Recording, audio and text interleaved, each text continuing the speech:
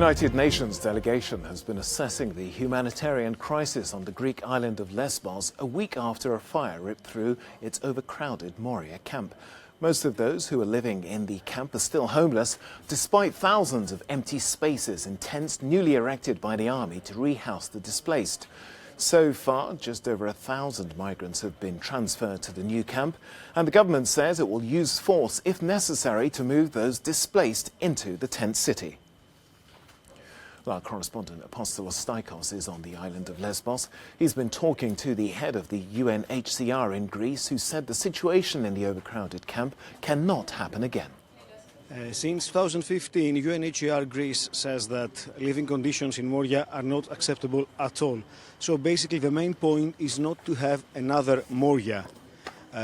Now Philippe Leclerc had the chance to visit the new camp, and he told us that it's been only a few days, but it's a quite good camp, and he's asking from homeless refugees to leave the streets and come here, because here there are toilets, showers, food and water. On the streets there is nothing. Philippe Leclerc told me that they need to understand that staying on the streets won't lead them to Germany. Many people still think, even though it's been a week, that staying on the streets puts pressure on Athens and Brussels, and eventually they will leave the island. Gradually they will understand that this won't happen.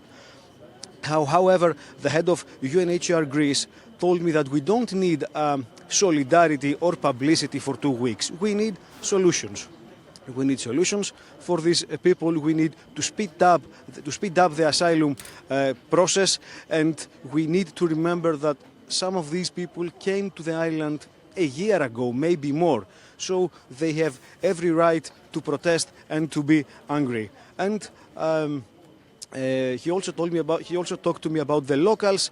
He pointed out that there is an issue of trust, that promises were made in the past from Athens and from Brussels, but they were not kept. Now he also spoke to me about the European Union and about what the European countries should do.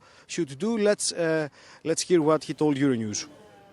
So what we are asking the European states to do is to take on, like Germany, vulnerable asylum seekers and refugees that the Greek state cannot properly support these days. This would be very good solidarity, not only after the fire, because it's not only the fire which should bring this solidarity, but the objective situation of the people who are still in overcrowded situations on the islands, but also on the mainland.